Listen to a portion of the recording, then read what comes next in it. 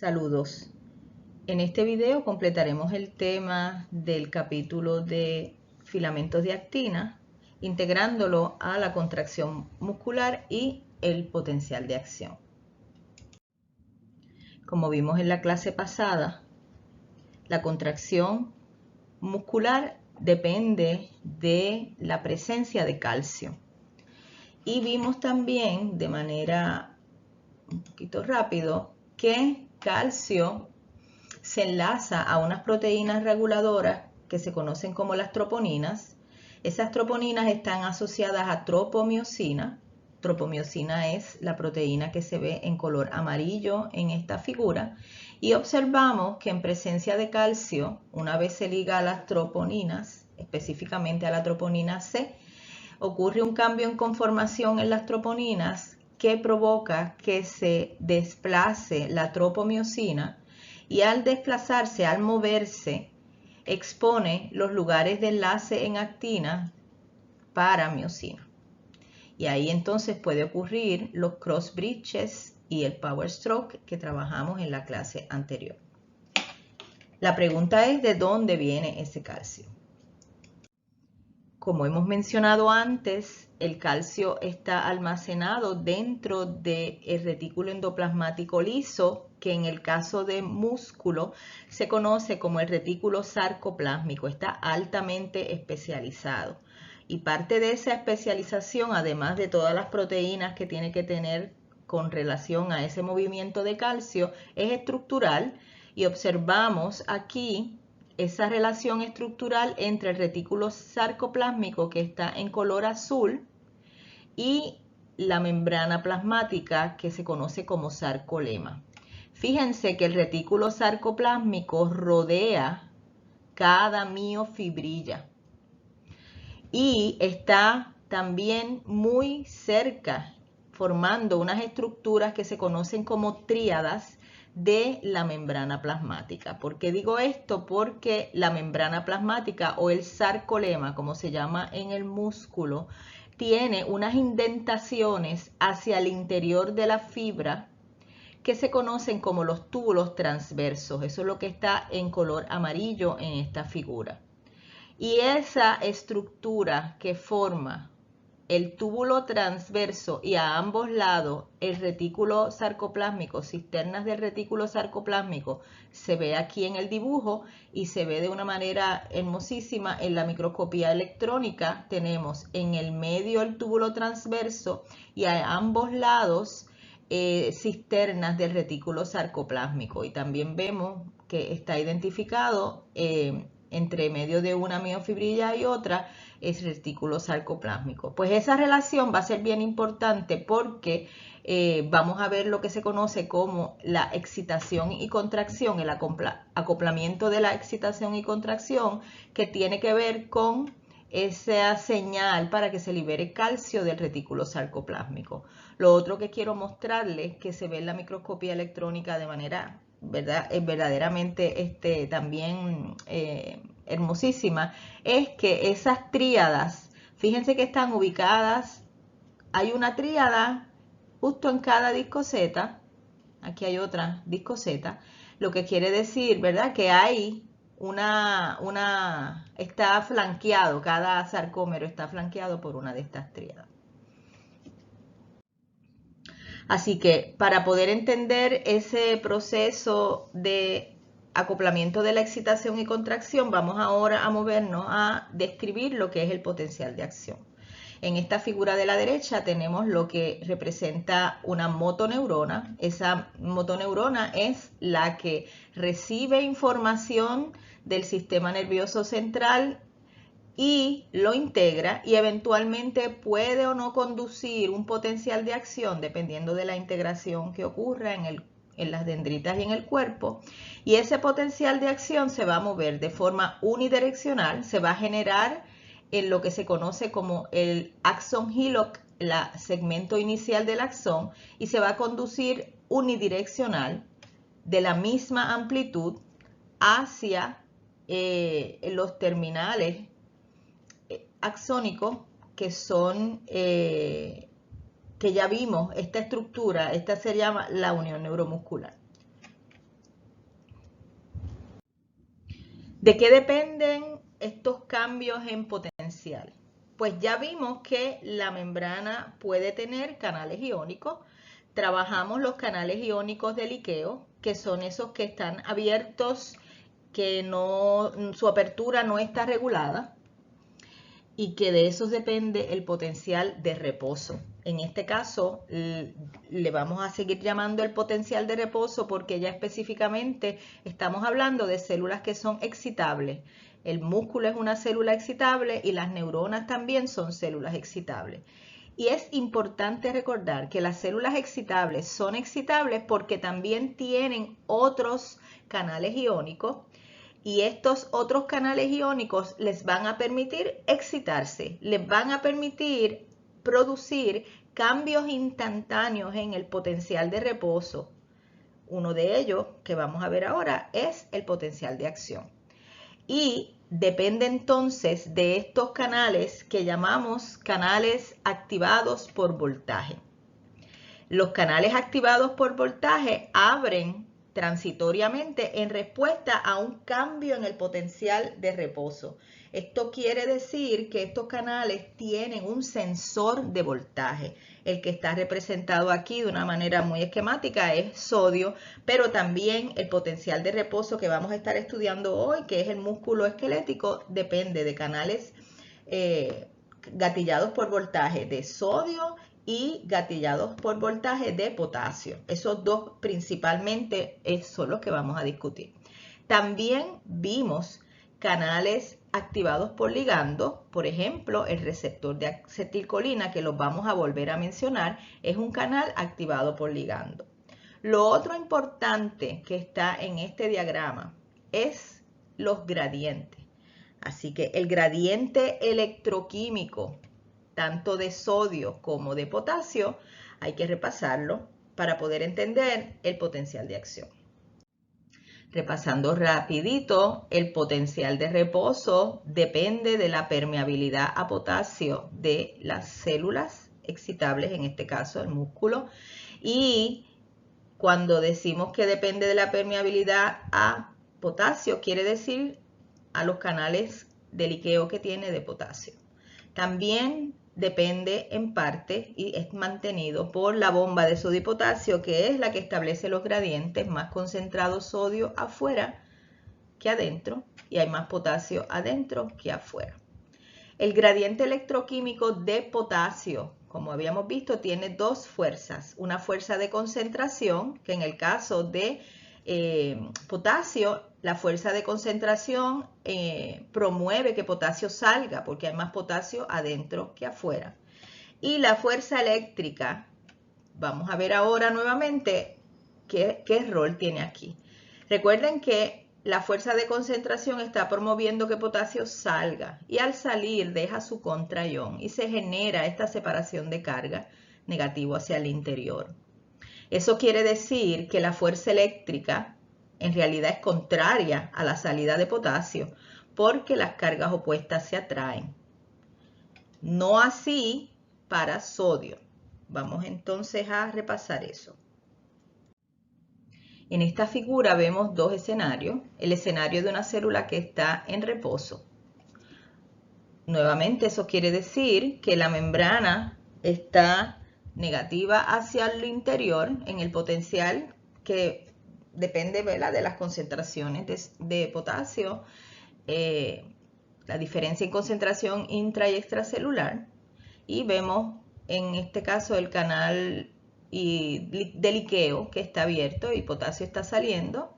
Recuerden nuevamente, su gradiente químico promueve la salida por la alta concentración de potasio adentro, pero el gradiente eléctrico se opone y en ese momento en que las dos fuerzas están contrarias y de la misma magnitud, no hay movimiento neto de potasio. Y eso corresponde a lo que se conoce como el potencial de equilibrio para potasio, si fuera que la membrana es solamente permeable a potasio, pero sabemos que eso no. Pero es principalmente permeable a potasio, por eso solo usamos potasio para describir el potencial de reposo. Ok. La célula tiene también, como dije, canales dependientes de voltaje En este caso vamos a ver los de sodio que están cerrados. Nuevamente, los triángulos representan las diferencias en concentración. Ya hablamos de potasio, vamos a hablar un poco de sodio. Fíjense que sodio está más concentrado afuera. Ese es el gradiente químico, promueve la entrada de sodio. Pero fíjense también que la membrana está polarizada de forma que las cargas positivas se acumulan hacia el exterior. Y ahí tengo repulsión de carga, la carga positiva del sodio y las cargas que están hacia la parte exoplásmica de la membrana. Y eso lo que quiero decir es que ambas fuerzas, la eléctrica y la química, promueven la entrada de sodio una vez esos canales de sodio abran. Vamos a ver entonces que esos canales de sodio que son dependientes de voltaje tienen o son gatillados por cambios en el potencial y al abrir pues van a dejar entrar sodio, pero van a dejar entrar sodio de una manera como si fuera, ¿verdad? Vulgarmente hablando, un chorro de sodio. Va a entrar sodio de forma desesperada. Esa entrada de sodio lo que va a hacer es revertir el potencial de la membrana. Como vemos, la entrada de sodio produce una depolarización hasta valores positivos. Y ahora vemos que la membrana está positiva hacia el interior, hacia la capa citosólica. Al decir esto, fíjense que es bien importante ahora volver a pensar en cómo ha cambiado el gradiente electroquímico para sodio. ¿Por qué? Porque sigue habiendo más sodio afuera, el gradiente químico siempre va a promover la entrada, pero aquí el problema ahora o el factor importante es el eléctrico. Al revertirse el potencial de la membrana, ahora tengo repulsión de cargas hacia la capa citosólica. Por lo tanto, va a pasar algo similar en donde ahora tengo que el gradiente eléctrico, esa fuerza eléctrica se opone a la entrada de sodio. Esto quiere decir que si se da en un posible escenario en donde esos canales de sodio se quedaran abiertos, pues pudiera alcanzar un estado similar a un potencial de equilibrio para sodio, en donde las dos fuerzas son opuestas y contrarias. Y eso es un poco lo que describe esta gráfica. Esta gráfica comienza con una imagen del cuerpo de una neurona representando las flechas, las fuerzas eléctricas y químicas. La fuerza eléctrica y química de sodio promueve la entrada cuando el potencial de membrana está en reposo, menos 70 milivoltios. Y ese potencial está establecido por, como vimos ahorita, la permeabilidad de la membrana a potasio. La fuerza química promueve que salga, la fuerza eléctrica es contraria. Entonces, ¿qué pasa? Cuando la membrana se depolariza, que los valores ahora son positivos, ¿verdad? Vamos a verlo más adelante, pero pudiéramos entonces mirar como referencia que el potencial de equilibrio de sodio es positivo 60 milivoltios. Y vamos a ver eso, cómo vamos a entender eso con relación al potencial de acción.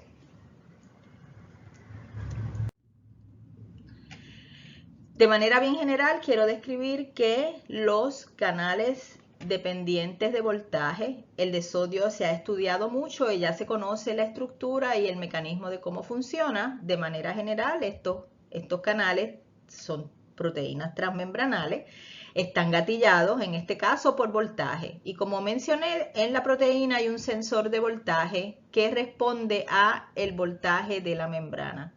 Ese sensor de voltaje vamos a ver que tiene un umbral, es un voltaje específico en el cual la conformación del sensor cambia y el canal abre, como lo vemos en el segundo dibujo. Una vez el canal abre, así que estamos en el estado abierto, comenzamos con el estado cerrado y ahora pasamos al estado abierto. Una vez se alcanza el umbral en esa membrana, sodio va a moverse, ya dijimos que entra a la célula, y también estos canales se han descrito que tienen un estado inactivado. Ese estado inactivado depende estructuralmente de un elemento de la proteína, que en este caso se ha descrito muy bien, se llama el segmento inactivador del canal, que está dibujado aquí como una bolita.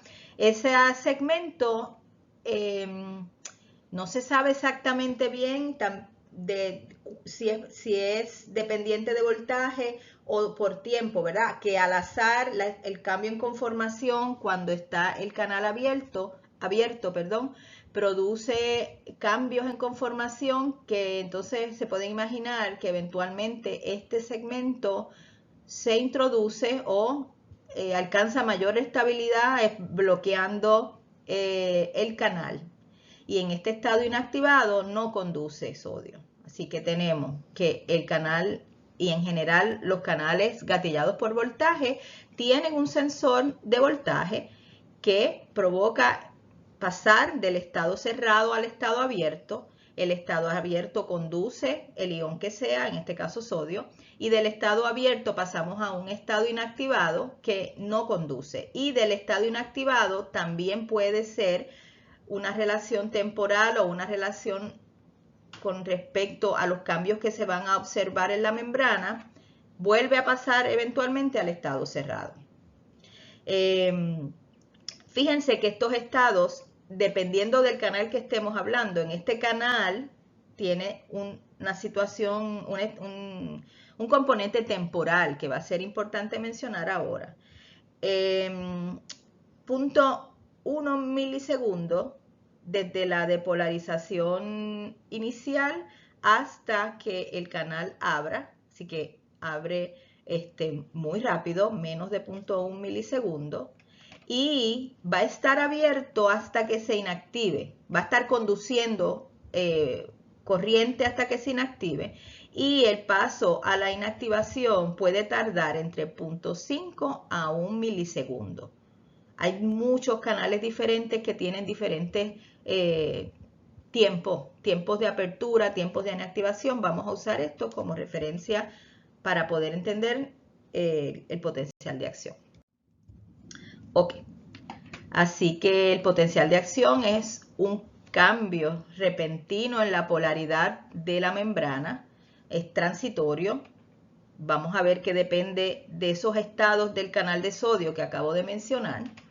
Se llama todo o nada porque una vez se dispara el potencial de acción va a tener la misma magnitud. La misma magnitud quiere decir depolariza la célula hasta el mismo potencial. Aquí estaría más o menos como positivo 45 milivoltios. Y tiene un tiempo específico, y ahora ato a lo que acabamos de mencionar, ese tiempo va a depender de los estados del canal. En este caso, el potencial de acción está durando aproximadamente 2 milisegundos, podemos decir. Y estoy usando la escala de tiempo.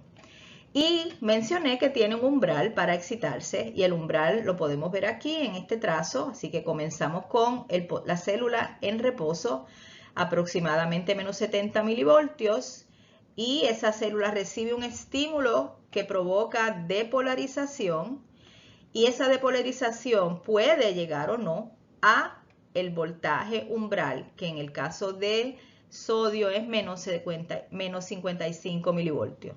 Una vez esa membrana alcanza el menos 55 milivoltios, el sensor de voltaje lo detecta y abren los canales de sodio. Quiere decir que esperaríamos entonces que esta fase depolarizante que está descrita en la gráfica va a depender principalmente de esa apertura, en este caso de potencial de acción de músculo, porque hay diferentes combinaciones de canales en otras células y otras formas en que el potencial de acción se observa gráficamente, otros trazos. Así que abre los canales de sodio, entra sodio y la membrana se depolariza hasta valores positivos. Ese valor, como mencioné ahorita, fíjense que casi alcanza el potencial de más 50 milivoltios, que es el potencial de equilibrio para sodio. Y ahora, pues vamos a mencionar más adelante cuáles son los cambios en corriente que sostienen o son responsables de estos cambios, tanto en la fase depolarizante como en la fase repolarizante del potencial de acción. Así que repolarización es los cambios que ocurren luego de una depolarización hasta el potencial de reposo.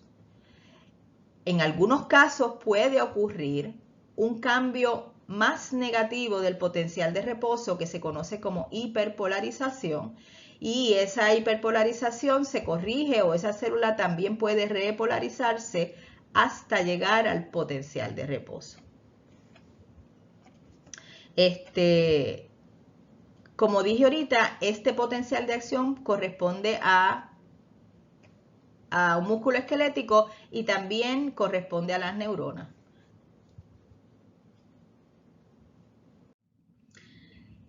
Quiero mostrar aquí para que esté bien claro que las células excitables son excitables porque tienen canales dependientes de voltaje y pueden producir potenciales de acción.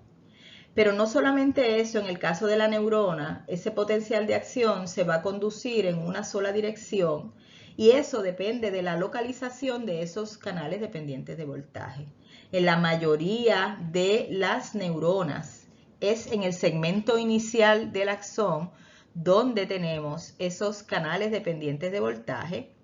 Vemos aquí en el dibujo, eso es lo que está representando. Así que si esta fuera una motoneurona, la célula postsináptica sería el músculo, que dije ahorita con una de las figuras anteriores, que es en las dendritas y en el cuerpo donde se recibe información que se integra, que va a provocar depolarizaciones, puede provocar depolarizaciones en este segmento inicial y alguna de estas puede alcanzar umbral. Y una vez se alcanza umbral, se dispara el potencial de acción. Las imágenes de fluorescencia abajo, lo más importante que quiero que observen en la parte C es que están detectando específicamente ese canal de sodio dependiente de voltaje altamente concentrado en el segmento inicial del axón. Las otras proteínas que están identificadas aquí tienen que ver con el citoesqueleto. Puede ser que más adelante lo volvamos a ver para poder integrar esta imagen con lo que estamos trabajando del citoesqueleto. Repasando entonces, se dispara un potencial de acción siempre y cuando se alcance umbral en el segmento inicial del axón. Se conduce sin decremento, se conduce sin decremento, lo que quiere decir es que la amplitud del potencial de acción hasta donde se depolariza la membrana siempre va a ser la misma, hasta llegar a esta unión neuromuscular, hasta llegar a los botones sinápticos. Y ahora entonces les quiero hablar de forma, ¿verdad?, apropiada, que una vez se llega al potencial de acción al terminal sináptico, el terminal sináptico tiene canales dependientes de voltaje de calcio. Estos canales dependientes de voltaje también tienen un sensor que responde al cambio en voltaje que está llegando al botón sináptico, abren y dejan entrar calcio. Cuando calcio entra, se produce la secreción, la exocitosis del neurotransmisor acetilcolina. Acetilcolina se va a difundir hasta el receptor, hasta llegar al receptor nicotínico que está en la membrana del músculo, y el receptor nicotínico abre y deja pasar principalmente sodio. ¿Qué va a pasar aquí? Que ese sodio va a provocar, dependiendo de cuánto sodio esté entrando, de cuánta acetilcolina se liberó, cuántos receptores estén abriendo en esa placa motora, puede provocar una depolarización del sarcolema, y esa depolarización del sarcolema puede llegar hasta el umbral de los canales gatillados por voltaje que están en el sarcolema, y estos son de sodio. Así que si eso ocurre, se produce y se propaga un potencial de acción en la fibra muscular que tiene un patrón similar al de la neurona de la gráfica que vimos ahorita. ¿Cómo es que se propaga este potencial de acción de forma unidireccional y pues de la misma amplitud? Esta animación nos ayuda a entender eso. Es una simulación del trazo que corresponde al potencial de acción con relación a la apertura, inactivación y cierre de los canales de sodio que están en azul, y introduce el rol de los canales dependientes de voltaje de potasio. Vamos primero con sodio y quiero que observen también cómo cambia la polaridad de la membrana según el potencial de acción se va moviendo. Así que ya sabemos que los canales de sodio dependientes de voltaje abren cuando la membrana alcanza umbral, que el canal abre. Fíjense, las bolitas azules es sodio. Sodio entra, pero ¿qué pasa? Que ese canal se inactiva. En esa relación temporal que vimos ahorita ocurre la inactivación y al inactivarse cierra. Lo que ocurre es que la propagación ocurre porque esa depolarización que ocurre, vamos a decir, en el segmento inicial del axón, depolariza la membrana hasta llegar a umbral en el segmento vecino. En este caso, iría hacia el segmento que le sigue del axón. Vamos a decir hacia la derecha en este diagrama. No puede ir hacia la izquierda porque los canales que están hacia la izquierda están inactivados. Vamos a verlo mejor en esta figura que no está animada. Hay tres estados. Fíjense que está con relación de tiempo: tiempo 0, tiempo 1 milisegundo, tiempo 2 milisegundos. El cuerpo de la neurona está a la izquierda y el terminal axónico está a la derecha. Estamos mirando una relación temporal de cómo se propaga ese potencial de acción de forma unidireccional. Vamos a comenzar aquí donde esos canales de sodio están abiertos. Y están abiertos porque cuando estaban abiertos los canales que están hacia la izquierda, más cerca del cuerpo, la depolarización cambió el potencial de la membrana, depolarizó esa membrana hasta llegar a umbral y el canal vecino abrió. Y voy a usar izquierda-derecha para referirme al dibujo.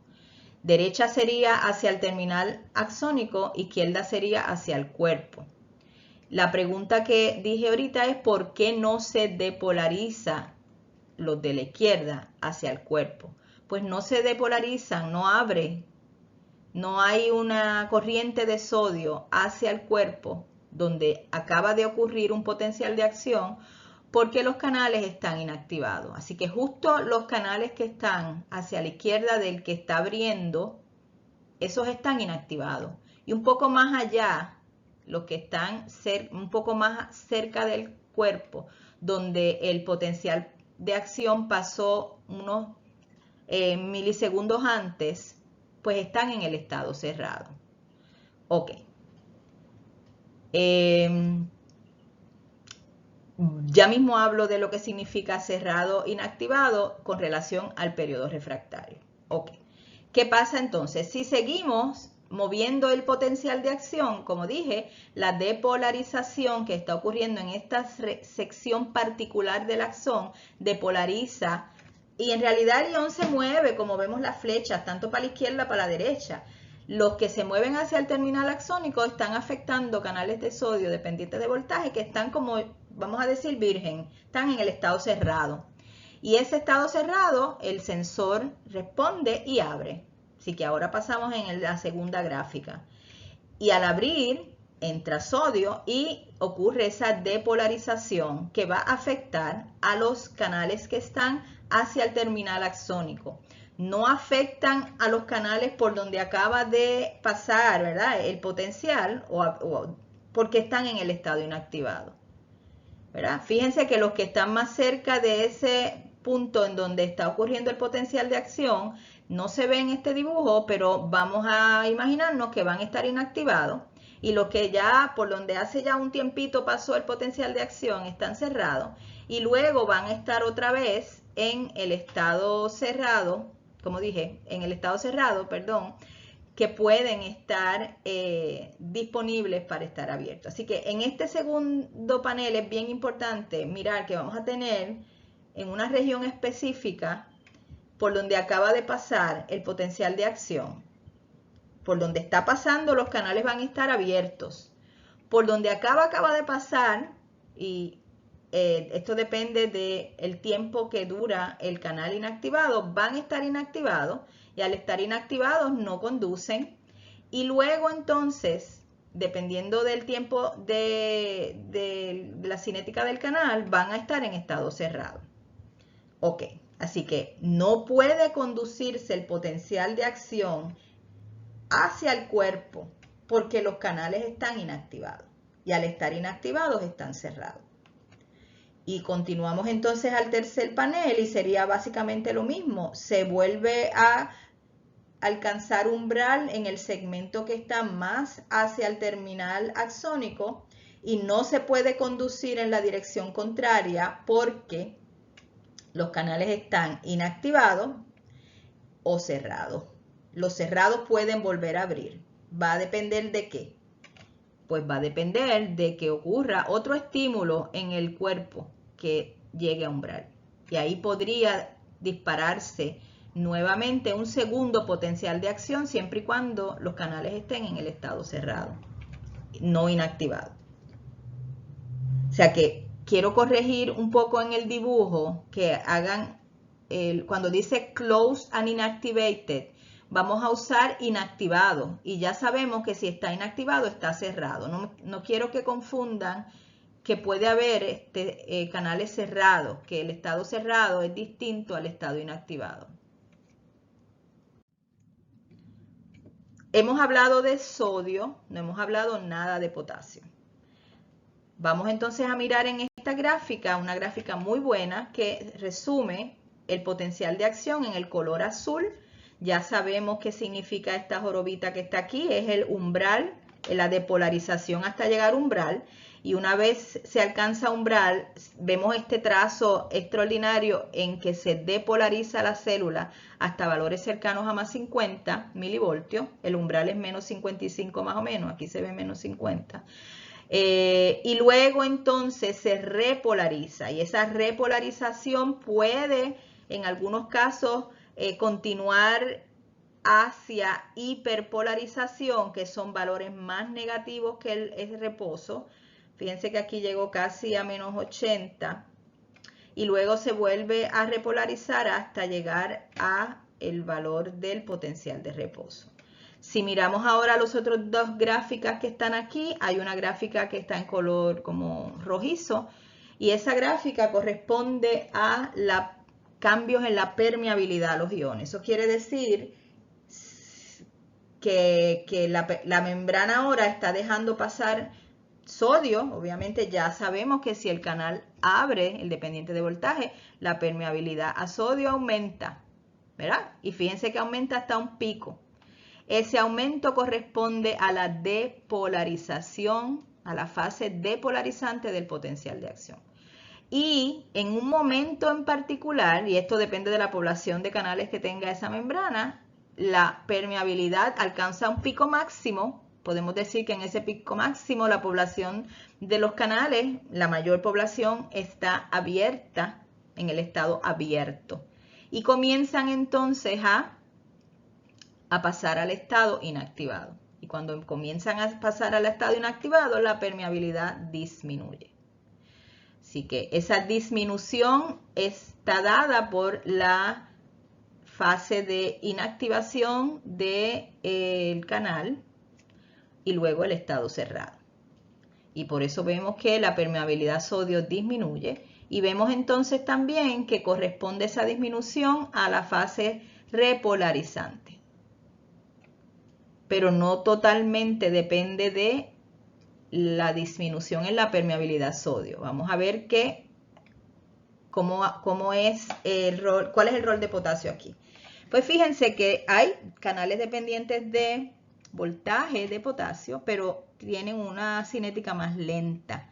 Responden también a voltaje, pero abren más tarde porque abren más lento. Y fíjense que esa entrada, esa apertura de los canales dependientes de potasio ocurre un poco en la fase, comienza un poco en la fase, cuando comienza la fase repolarizante. Fíjense otra vez, la gráfica verde corresponde al aumento en la permeabilidad a potasio. Y recuerden nuevamente que les dije que siempre potasio sale. Potasio nunca entra bajo las condiciones celulares porque potasio siempre va a estar más concentrado adentro que afuera. Así que potasio sale y al salir contribuye a la repolarización, a la fase repolarizante del potencial de acción. También tenemos un pico máximo de aumento en la permeabilidad a potasio que disminuye, y esa disminución, fíjense que no es tan abrupta como la permeabilidad sodio. Estos canales son más lentos y hay una multitud, hay un montón de canales diferentes. Estoy generalizando. Esa disminución, fíjense que es más lenta y en algunos casos es tan lenta que ese canal sigue abierto, sigue dejando salir potasio y es responsable de que en algunos casos veamos esta fase que es hiperpolarizante. Esa fase hiperpolarizante corresponde exclusivamente a que los canales dependientes de voltaje de potasio siguen abiertos y potasio sigue saliendo. Así que eventualmente si la permeabilidad vuelve a bajar a cero y la membrana puede recuperarse, y la recuperación depende de la bomba de sodio y potasio.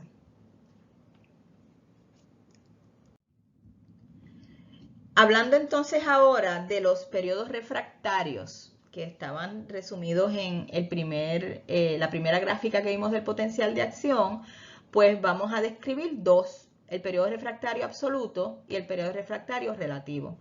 El periodo refractario absoluto, vamos a mirar aquí, es la cajita amarilla, y esa cajita amarilla comprende, si la miramos hasta aquí, vamos a comparar con el trazo de la permeabilidad sodio, pues comprende el estado en donde todavía hay permeabilidad sodio. Fíjense que todavía hay permeabilidad a sodio. Eso quiere decir dos cosas: que los canales están abiertos,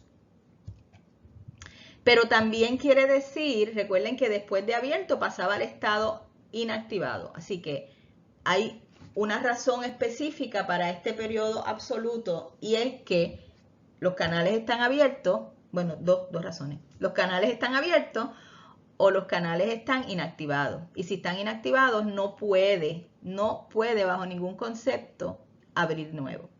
Hasta un tiempo, dependiendo de un estado temporal. No se puede disparar un potencial de acción, no importa la magnitud del estímulo, si ese segmento de la membrana está durante el periodo refractario absoluto. El periodo refractario relativo es la caja verde, y la caja verde comprende principalmente, vamos a mirar hasta dónde termina, hasta que no se ha alcanzado el potencial de reposo nuevamente. Lo que quiere decir es que no se ha alcanzado nuevamente, principalmente porque los canales dependientes de voltaje todavía están abiertos y la membrana está hiperpolarizada. El potencial, si miramos aquí, el potencial de acción en este trazo donde ya estamos en la parte de reposo, mientras todavía esté debajo de lo que significa que es el potencial de reposo, la membrana está en un periodo refractario relativo. Relativo lo que quiere decir es que sí se puede disparar un potencial de acción, pero requiere un estímulo mayor. Así que vamos a usar como ejemplo, si la membrana está en un potencial que es, por ejemplo, menos 80 milivoltios, pues necesito llegar a umbral, que sería menos 50, de menos 80 a menos 50 hay 30 milivoltios.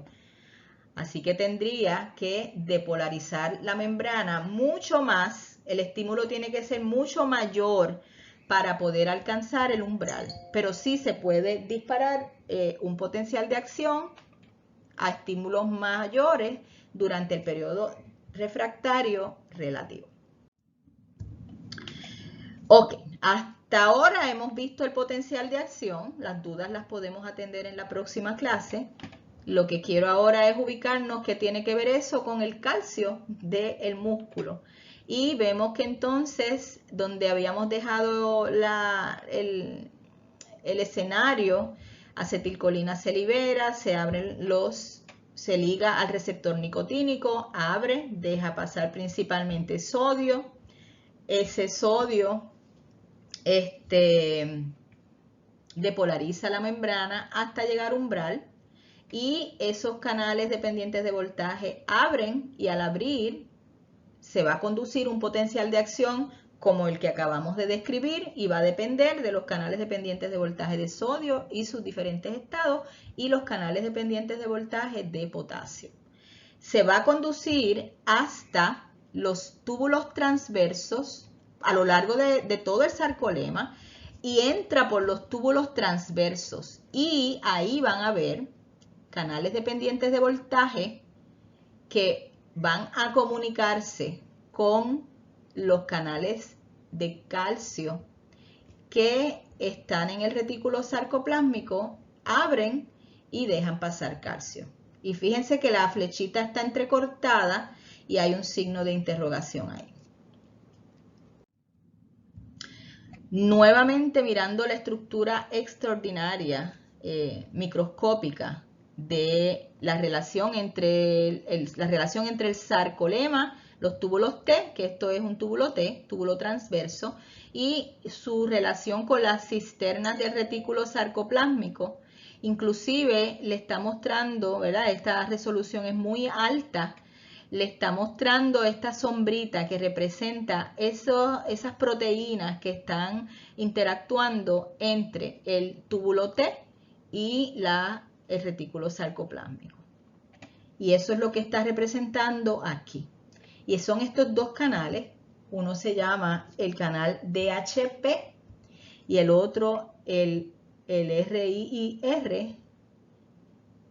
Y el signo de interrogación está aquí, porque todavía no se sabe cómo se relaciona, cuál es la interacción entre este canal DHP con el canal de rionidina, RIR, cuando recibe el cambio en voltaje que lo comunica a el RIR para que abra y deje salir calcio, y una vez el calcio está, se pega a la troponina, se desplaza a la tropomiosina y están disponibles los lugares en donde la miosina se va a ligar. Y eso es lo que vemos aquí.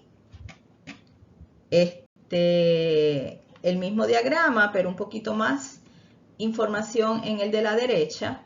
El túbulo transverso, la depolarización provoca la apertura de los canales de calcio, RIR, en el retículo sarcoplásmico, sale calcio, se liga a la troponina, se desplaza a la tropomiosina y se exponen los lugares. Y entonces, siempre y cuando haya ATP, se contrae el músculo.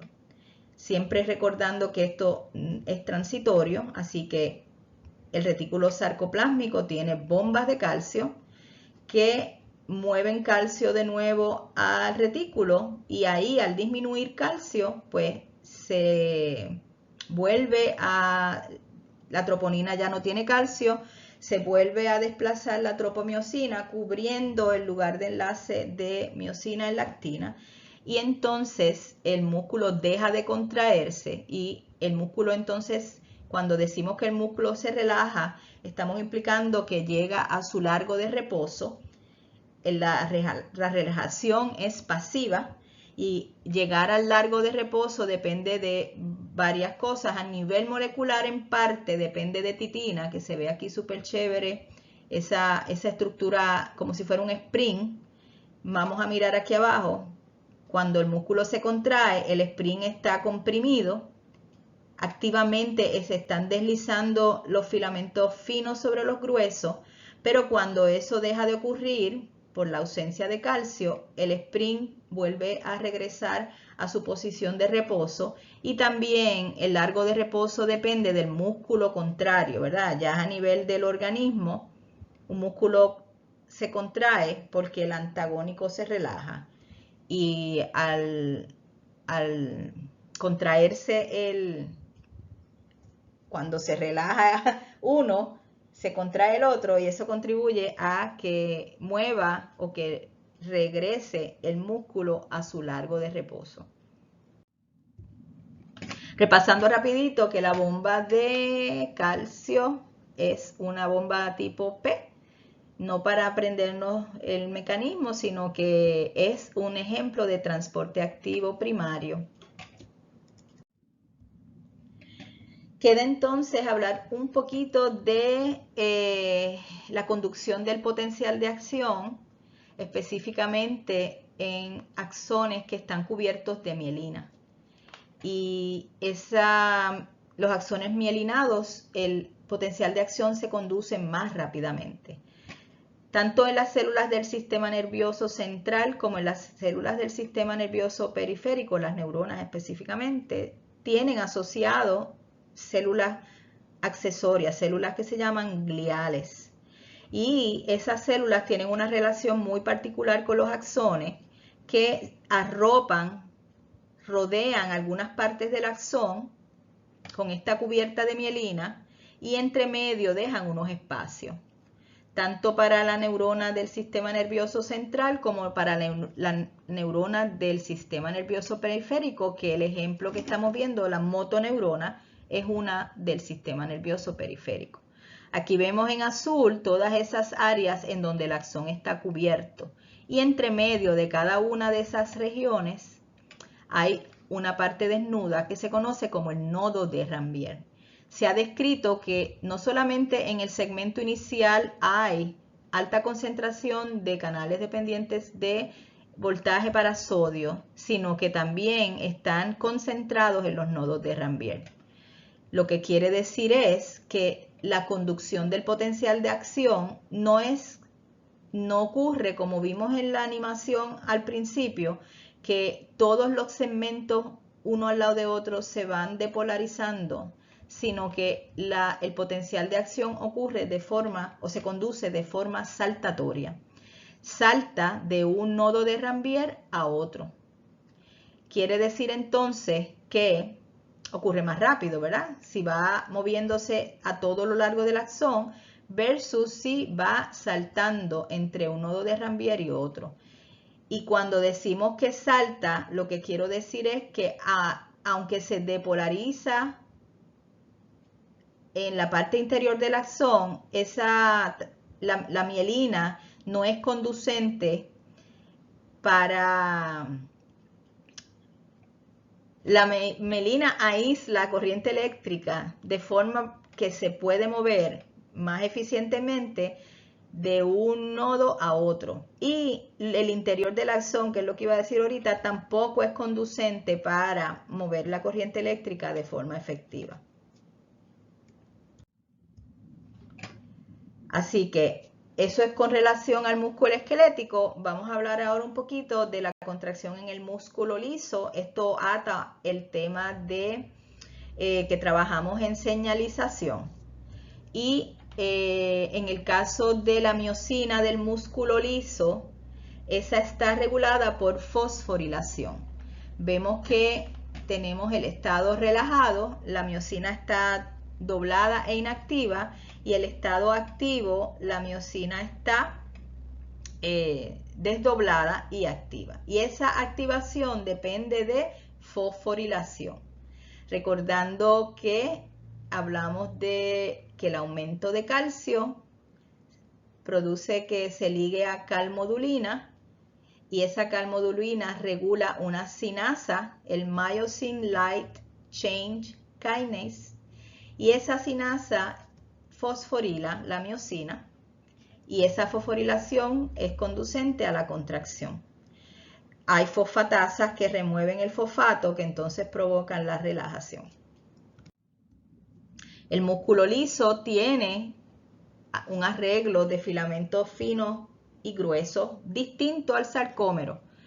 Aquí vemos algo que pudiera parecer un sarcómero, pero en este caso ese arreglo de filamentos finos y gruesos está asociado a unos cuerpos densos que están compuestos de proteínas membranales y unen.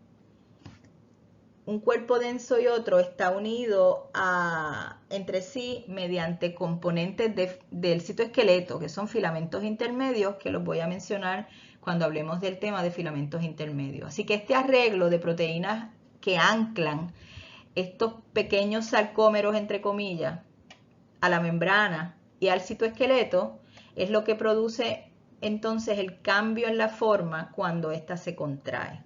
Así que dijimos que calcio aumenta, se liga a calmodulina, calmodulina regula la actividad de la sinasa para la cadena liviana, la cadena liviana fosforila la cadena liviana de miosina y se provoca la contracción. Y vemos abajo cómo cambia el largo de la célula cuando está contraído.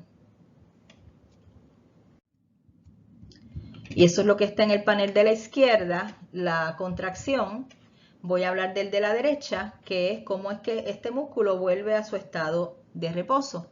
Y a su estado de reposo vuelve cuando calcio disminuye, así que calcio va a salir por bombas de calcio, en este caso cotransporte con sodio, va a salir por bombas de transporte activo, va a ser regresado al retículo sarcoplásmico, que se llama también así en el músculo liso. Calcio ya no está ligando la calmodulina y ahora entonces tengo la fosfatasa removiendo los fosfatos y hay menos actividad en esa miosina porque no están fosforiladas la cadena liviana y entonces disminuye la tensión.